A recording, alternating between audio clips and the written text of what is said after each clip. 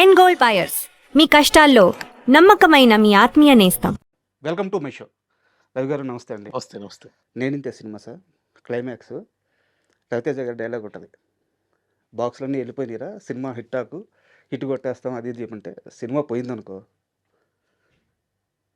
వెళ్ళిపోతామా, cinema ఆడింది వెళ్ళిపోతామా, ఇక్కడే బతకాలి, సినిమా సినిమా సినిమా ఇది తప్ప మనకేం తెలియదు.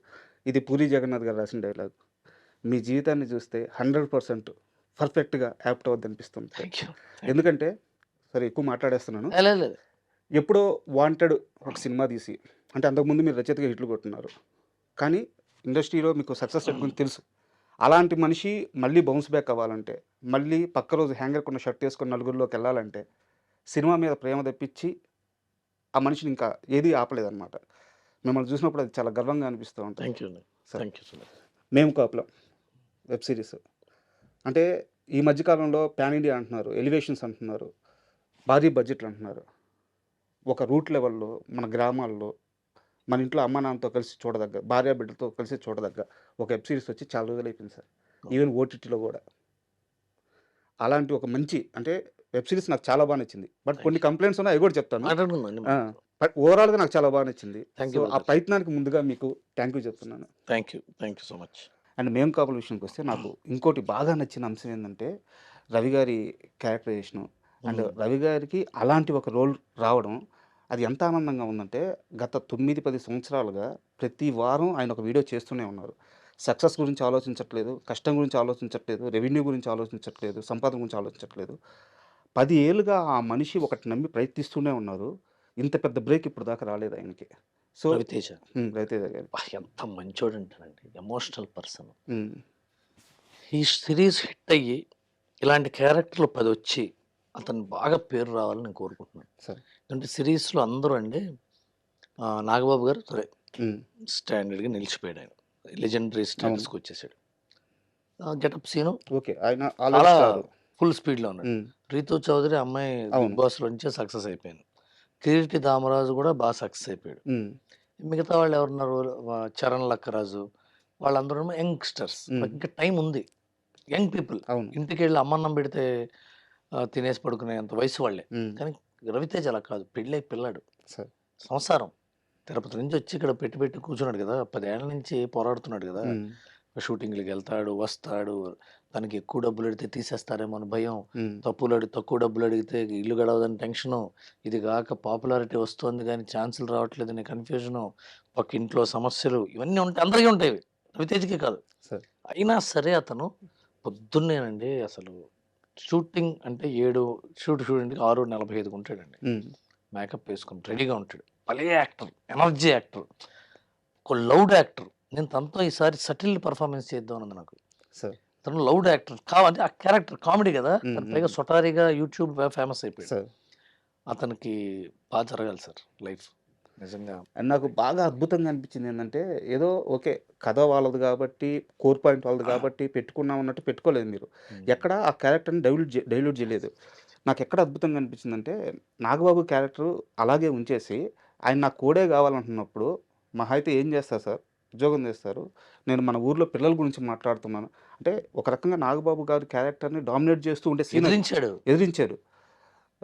సీను గారు అన్నా నేను నడుపుతాను అంటాడు, అది హైలైట్ కదా. అది హైలైట్. అండ్ ఇంకోటి, అరే నేను పోలీస్ అని తెలిసినా సరే నా బిడ్డను కొట్టారు, నాకు గౌరవం లేనట్టు కదా, అదే నాకు గౌరవం ఉండుంటే నా బిడ్డను కొట్టేవాళ్ళు కాదు కదా, అది దక్కించుకోవాలరా అంటాడు. బా అసలు వాట్ ఏ క్యారెక్టరైజేషన్. అసలు ఎంత ఆర్క్ ఉందండి, కదా. చాలా బాగుంటుంది, ఆర్క్ ఉంటుంది. ఫస్ట్ నీ మీద నువ్వు ఇన్స్పిరేషన్ కాదు ఇరిటేషన్ అన్నవాడు బండి తీస్తాను పదంటాడు. Super scene. అవన్నీ ఆర్క్ అండి, స్టైల్ రైటింగ్, అది రైటింగ్ మ్యాటర్. అవి రావటమే కథ, దాన్నే కథ అంటారు. ఒక మనిషి ఒక ఇన్సిడెంట్ వల్ల, ఒక ఎపిసోడ్ వల్ల మారితే అది కథ అవుతుంది. కథ అంటే ఒక బయలుదేరాడు, ఆడు కొట్టుకుంటూ వెళ్ళాడు, అది గెలిచాడు, జెండా పాతాడు, కథ కాదు అది. అంతర్లీనంగా అంతర్మథనం చెంది క్యారెక్టర్ మారితేనే కథ అవుతుంది. ఎప్పుడైనా ఏ సినిమా చూడండి, ఒక వ్యక్తి ఒక చోట నుంచి ఒక చోటుకి వెళ్ళేటప్పుడు తనతో పాటు తన కుటుంబాన్ని, తన స్నేహితుల్ని, తన ఊరిని తీసుకెళ్ళి గెలుపుకుంటూ వెళ్ళే ప్రయత్నంలో larger than life, rooted films అన్నీ ఉంటాయి. బట్ ప్రొటాగనిస్ట్లో మార్పు వచ్చినప్పుడే అది అద్భుతం. అంటే నేను కంపేర్ చేయట్లేదు గానీ, ఆ! నాకు ఒక రకంగా ఆ 'టెంపర్' సినిమాలో పోసాని ఎన్టీఆర్ గారి సీన్‌లాగా ఆ రకమైన ఎమోషన్ ఇచ్చింది. కాదు అంటే కంపేర్ చేయొచ్చు. ఎందుకంటే ఆ స్కేల్ వేరు, రీజన్ వేరు, ఆ పరిస్థితి వేరు. హ్మ్. కానీ మార్పు మాత్రం అదే. స దాంట్లో ఏంటంటే నెగెటివ్ నుంచి పాజిటివ్. హ్మ్. దీంట్లో అసమర్థత నుంచి సమర్థత. సమర్థత. అది స ఆర్క్. అండ్ ఇంకోటి బాగా నచ్చిందేంటంటే, 'రీతూ చౌదరి' గారి క్యారెక్టర్ పెట్టుకున్నారు. అంటే నేను హ్మ్. కథ రివీల్ చేయట్లేదు గానీ, పర్లేదండి. ఆ! అప్పుడు అందరూ తన చూసేస్తారు. క్యారెక్టర్‌లో 2 షేడ్స్ ఉంటాయి. హ్మ్. మామూలుగా 'రీతూ చౌదరి' అనంగానే ఎక్కడో దగ్గర ఒక డైరెక్టరో, ప్రొడ్యూసరో కాస్త ఆ హ్మ్. అమ్మాయి గ్లామర్‌ని వాడుకోవాలని జెప్పేసి ఒక ప్రయత్నం చేయొచ్చు. స్కోప్ గూడా ఉంది. తన ఒరిజినల్ క్యారెక్టర్ రివీల్ అయిన తర్వాత కాస్ట్యూమ్ మార్చేసేయొచ్చు. హ్మ్. బట్ ఎక్కడ గూడా ఆ లైన్ దాటల. కథలోనే ఉన్నారు. ఆ కమిట్మెంట్ బాగా నచ్చింది. అసలు విలన్‌కి పొట్టి బట్టలేయాలి. బాగా మంచి వాళ్ళకి పొడుగు బట్టలేయాలని ఉంది. అహా! మంచి క్యారెక్టర్ నేననేది చేసి అదే అర్థమైంది. నాకు అమ్మాయి చెప్తున్నా. గ్లామర్‌ని ఎక్కడ యూజ్ జేసుకోవాలన్న నాకసలు ఆలోచన ఆ అమ్మాయి రాకుండా ఏ రోజు గూడా హ్మ్. నేను అమ్మాయిని గ్లామరస్‌గా చూడలేదు. హ్మ్. అమ్మాయిని నటిగానే చూసాను. సరే. నేను ఫస్ట్ టైమ్ యాక్చువల్‌గా నాకు 'రితు చౌదరి' అనే అమ్మాయి ఉందని తెలీదసల నాకు. హ్మ్. నేను షాక్ నేను. 'రితు చౌదరి, రితు చౌదరి, రితు చౌదరి' అంటున్నారు. 'రితు చౌదరి చేస్తుందంటే మన సీరియస్' అంటే, ఆహా! 'రితు చౌదరా అయితే చేయని' అనుకున్నాను. హ్మ్. 'రితు చౌదరి' వచ్చిందన్నారు. ఆహా! 'రితు చౌదరి' వస్తే ఇంత కంగారు పడిపోతున్నారు వీళ్ళందరూ సెట్‌లో. ఈళ్ళెందుకు ఇంత హడావిడి పడిపోతున్నారు 'రితు చౌదరి' వస్తే అని హ్మ్. షాక్ అయ్యా. వచ్చింది అమ్మాయి. హ్మ్. వచ్చి హాయ్ సార్ అంది. ఈ అమ్మాయి నాకెందుకు హాయ్ చెప్తుంది? ఈ అమ్మాయి తెలీదు కదా నాకు. హ్మ్. నాకసలు ఎవరో తెలీదు కదా అనుకున్నా. నాకు నిజంగా తెలీదండి నాకు. సరే. నేను 'రీతూ చౌదరి' అంటే ఓకే అనుకున్నాను. సరే హాయ్, హాయ్ అమ్మా, హలో అన్నాను. వచ్చింది షాట్‌కొచ్చింది. మా ప్రదీప్ డైరెక్టర్ ఏదో షాట్ చెప్పాడు. అమ్మాయి చాలా ఎనర్జీగా చేసింది. హ్మ్. అమ్మ నేను భలే చేస్తుందే! బా చేసింది అమ్మాయి. వెంటనే అడాప్ట్ అయింది. అని ఈ అమ్మాయి ఎవరు ఇంతకుముందు ఏం చేసిందంటే 'రీతూ చౌదరి' తెలీదా మీకు అన్నారు. హ్మ్. ఒరేయమ్మ 'రీతూ చౌదరి' తెలియకపోవటం మహాపాపం అని ఇన్‌స్టాగ్రామ్ చూస్తే 2.5 మిలియన్ ఫాలోవర్స్ ఉన్నారు. హ్మ్. అంటే 25,00,000 మందికి తెలిసిన అమ్మాయి నాకు తెలీదా అనిపించి ఆశ్చర్యమేసింది. హ్మ్. 25 తెలిసిన అమ్మాయి కదా! నచ్చిన అమ్మాయి. హ్మ్. ఆ తర్వాత నేను సినిమా చూస్తుంటే చాలా బా చేసింది. అమ్మాయిని అడిగా ఇంతకుముందు ఏమేం చేసావు అమ్మాయి అంటే, ఇది ఫస్ట్ టైమ్ అండి అంది. హ్మ్. నేను షాక్. అమ్మాయి ఫస్ట్ టైమ్ వెబ్ సీరీస్ చేయటం. సరే. చాలా బా చేసింది. బట్ అందుకనే గ్లామర్‌గా నేను చూడలేదు కాబట్టి క్యారెక్టరైజేషన్ ప్లస్ పల్లెటూరులో ఒక చిన్న టీవీ స్టేషన్ పెట్టుకున్న అమ్మాయిలు అలాగే బట్టలేసుకుంటారు. వాళ్ళ బుద్ధిలో అంతర్బుద్ధిలో దుర్మార్గులు అవ్వచ్చోళ్ళు. సరే. బయటికి మాత్రం మంచిగా ఉండాలిగా. హ్మ్. అది బా నచ్చింది సార్. Thank you. అండ్ ఇంకోటి హ్మ్. చిన్న అది నేను మరి ఎలా అయిందో నాకు తెలీదు ఆ! గానీ, అమ్మాయి అక్కడ అరటికాయలు అమ్మే మనిషి ఉంటాడు. అవును. అక్కడ అరటికాయలు కొంటూ ఉంటది. అవును. ఆ స్మగ్లర్స్ వాళ్ళొస్తారు. హ్మ్. మిమ్మల్ని ఇలా కలవద్దన్నాను గదా! ఏంది ఇట్లా కలుస్తున్నారు అంటే, మరి వాడు అంటారు. ఆడికి చెవుడు మాటలు ఇనిపియవు కానీ అంటారు. వీడు అడిగితేనే వినిపిస్తుంది దానికి. ఈ అమ్మాయి మాట్లాడేది మొత్తం ఆ కాయ, ఈ కాయ అంటే వాడు కోస్తానే ఉంటాడు. మొత్తం చేస్తానే ఉంటాడు. అది ఎలా జరిగిందో అది నాకు మిస్టేకే. ఎందుకంటే మీరు అబ్జర్వ్ చేసారా? అది మిస్టేకే. మాట్లాడుకున్నాం. ఆ! ప్రదీప్ మనం మాట్లాడుకున్నాం లేదా? నేను ఎడిటర్‌తో మాట్లాడుకున్నాం. అందరం మాట్లాడుకున్నాం ఆ! మేము. మాట్లాడుకుని మేము ఏమనుకున్నాం అంటే మ్యూట్ చేద్దాము. హ్మ్. ఫైనల్ మిక్సింగ్‌లో ఆ అరటిపండు అడిగాడు అని కాకుండా అంటే అలా ఇద్దామని అనుకున్నాం. హ్మ్. బట్ అది మిస్ అయింది ఎక్కడో అది. So mistake my side. My side mistake. సరే. హ్మ్. అండ్ 'సొటారి బ్రదర్స్‌లో' ఇంకో క్యారెక్టర్ ఉంది కదా! శోభన్ అని ఒక అవును. పర్సన్ ఉంటారు. అతను కథ రాసారు, అతనే తీసుకొచ్చారు. అతనే రాసాడు. బట్ అతన్ని కాదని సీనుకెళ్లారా? ఆ సర్కమ్‌స్టాన్సెస్, అవును. ఆ కాలిక్యులేషన్స్ ఎలా జరిగినాయి? ఎందుకంటే అతను మంచి యాక్టరు. చాలా 'సొటారి మంచి బ్రదర్స్‌లో' యాక్టరు. అతనికి మంచి పేరుంది ఇద్దరికి. ఇప్పుడు అతనేంటంటే నటుడు. తర్వాత అతను రచయిత. సరే. అతను డైరెక్షన్ చేద్దాం అనుకుంటున్నాడు. హ్మ్. తను డైరెక్షన్ చేద్దాం అనుకుంటున్నప్పుడు మారుతి గారి కంపెనీలో తను ఓకే అయింది కథ. హ్మ్. డైరెక్టర్‌గా. హ్మ్. కథ ఓకే అయింది. తిరుగుతున్నాడు ఇంకా కరెక్షన్స్ ఉంటాయిగా. సరే. ప్రొడ్యూసర్ కరెక్షన్స్ ఉంటాయి. మారుతి గారు కూడా మరి రైటర్ అండ్ డైరెక్టర్ కదా! హ్మ్. ఆయన కరెక్షన్స్ ఉంటాయి. ఈ టైంలో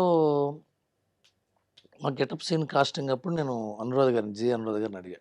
శోభన్‌కి వెళ్దామండి అంటే, బానే ఉంటాడండి. ట్రై చేయొచ్చు అన్నట్టుగానే పాజిటివ్‌గా అన్నారు. నేను శోభన్‌ని అడిగా. అబ్బాయి నువ్వు చేసేస్తావా అని. అతను సూపర్ దూకేస్తా అనలా అతను. హ్మ్. అంటే నేను మారుతి గారిని అడగాలండి. ఏమవుతుందో పాపం అతను కొత్త కుర్రాడండి. చిన్న పిల్లాడు. అప్పుడు సరే. ఇంకా పెళ్లి కూడా అవ్వలే అబ్బాయికి. హ్మ్. చిన్న అబ్బాయి. హ్మ్. నేను ఏం పర్లేదులేవయ్యా నువ్వు అని మన 'డార్లింగ్ స్వామి' గారు రైటర్ ఉన్నాడు. సరే. 'డార్లింగ్ స్వామి' తెలుసు సార్. ఇంటర్వ్యూ రైటర్ తెలుసు. చేశారు. 'డార్లింగ్ స్వామి' గారిని అడిగాను ఫోన్ చేసి. హ్మ్. స్వామి బ్రదర్ ఇట్లా మారుతిని అడుగు మనవాడు యాక్టింగు అంటే, అమ్మో! అతనసలు 'డార్లింగ్ స్వామి' మామూలు ఎక్స్‌ప్రెషన్ ఇవ్వలా. ఇప్పుడు ఆయనేమో 'రాజా సాబ్' ఫైనల్ టెన్షన్స్‌లో ఉన్నాడు. ఇప్పుడెళ్ళి ఇతను 2 నెలలు యాక్టింగ్ చేసి వస్తాడంటే ఏమనుకుంటారేమో! అడగవయ్యా ఇప్పుడు అర్జెంట్‌గా సినిమా తీసి షూటింగ్‌కెళ్ళిపోయి రిలీజ్ అయిపోతదండి సినిమా. హ్మ్. 2 నెలల తర్వాత స్టార్ట్ అవుతుంది. అడుగు అన్నా. సరే అన్నగారు అని చెప్పి ఫోన్ చేశాడు. కాసేపు ఈ డిస్కషన్ జరుగుతుంటే ఈ లోపల మాకు డేట్లు షూటింగ్ స్టార్ట్ చేసేయాలి, మేము మేలో రిలీజ్ చేయాలి షోని. ఈ ఫోన్లో గీన్లు ఉంటే అరవింద్ మన అనురాధ్ గారు ఏమంటే గెటప్ సీన్ గారు ఎలా ఉంటారు అంటే అద్భుతంగా ఉంటాడండి. ఇంక గెటప్ సీన్ వచ్చిన తర్వాత Correct. ఆప్షన్లో మాకు నేను శోభన్ ఆఫీస్కి పిలిచి చెప్పాను, శోభన్ నువ్వు ఈ సినిమా కథ రచయితవి, స్టోరీ నీ పేరు ఉంటుంది, స్క్రీన్ ప్లే కూడా నువ్వు రాసావు, సో సొటారి అనేది సృష్టించిందే నువ్వు, గెటప్ సీన్ వస్తే అందరికీ బాగుంటుంది, నువ్వు నిన్నే పెట్టుకోవాలి, నాకు ప్రదీప్కి ఉంది, బట్ మంచి ఆప్షను. అప్పుడు ఇంకా గెటప్ సీన్ గారికి మేము ఫోన్ చేసి అడగల, ఓకే, ముందు ఇతను పర్మిషన్ లాగా అడుగుతున్నారు, అదే అదే ఇన్ఫర్మేషన్. ఓకే. అతను చిన్న అబ్బాయి కదా, అతను ఇబ్బంది పడకూడదు, బాధపడకూడదు అడిగాను. అంటే వెళ్ళేవాళ్ళండి బాగానే ఉంటుంది అన్నాడు. ఇంకా మనసులో ఇక్కడ బాధపడి ఉంటాడేమో అనుకుంటున్నాను, నాకు తెలియదు, బట్ ఓకే ఓకే అన్నాడు. వెంటనే సీన్కి చేశాను, సీన్ కూడా చాలా వెంటనే రెస్పాండ్ అయ్యాడు. తను చాలా బిజీ, సార్ ఎంత busy getup scene, top busy కదా. అంతే కదా. అయినా తను చేస్తానని రెమ్యునరేషన్ విషయంలో కూడా నేను ఇంత ఇవ్వగలను వెబ్ సిరీస్ ఇది అంటే, అన్నయ్య నేను హీరోగా చేయదలుచుకోలేదు, నాకు హీరో వద్దు, మంచి క్యారెక్టర్ నాగబాబు గారినే ఉన్నాడు అంటే, హీరో లాంటిదే హీరో కాకపోవచ్చు, ఇద్దరు హీరోలు ఒకటవచ్చు అంటే ఏదో అలాగే అటు ఇటు ఉంటుంది. చెప్పి నేను చెప్పాను. తన తర్వాత వెంటనే చేశాడు. నాకు వచ్చిన తర్వాత సెట్కి వచ్చాక ఈ క్వశ్చన్కి లేదు ఇది, అయినా క్వశ్చన్ కానీ ఆన్సర్ చెప్తున్నాను. సెట్కి వచ్చాక ఇతనేమో చాలా లౌడ్ పర్ఫార్మర్ కదా, క్యారికేచరిష్ మనవాడు రవితేజ, అవును. అతనేమో ఎఫర్ట్లెస్ అంటుంటాడు. ఇద్దరికి మ్యాచ్ అవుతుందో లేదని భయపడ్డా, కానీ అదృష్టవశాత్తు మ్యాచ్ అయింది. అంటే మ్యాచ్ అయింది. భలే మ్యాచ్ అయింది, భలే మ్యాచ్ అయింది. Correct. ఇద్దరు చాలా, రవితేజ చాలా తనకి సంస్కారవంతుడు. సార్ గెటప్ సీన్ రాగానే అన్నయ్య అన్నాడు, హగ్ చేసుకున్నాడు, గౌరవించాడు, గెటప్ సీన్ కంఫర్ట్ ఇచ్చాడు, తనకి ఇవ్వాల్సిన గౌరవం ఇచ్చాడు, నాగబాబు గారికి ఇవ్వాల్సిన గౌరవం ఇచ్చాడు. సో సజావుగా సాగింది. సెట్ అంతా ఒక మంచి వాతావరణం ఆటోమేటిక్. చాలా ఆనందంగా మా ప్రదీప్ ఒక్కోసారి పొద్దున 6 మొదలు రాత్రి 2 దాకా చేసేవాడు. అలా 4-5 రోజులు అయింది. 4-5 రోజులు 7 to 2 చేయటం అంటే 2 o'clock చేయాలి కదా. మరి అందరూ వాళ్ళు మేము వెళ్ళిపోతామండి, మేము మమ్మల్ని 6 దాకానే అన్నారు, 2 దాకా ఏంటి అని అడగాలిగా అందరూ. అవును. చాలా మంది చేశారు పాపం, 90% అందరూ చేశారు. చాలా మంది అంటే తప్పు, 100% మంది యాక్టర్లు చేశారు.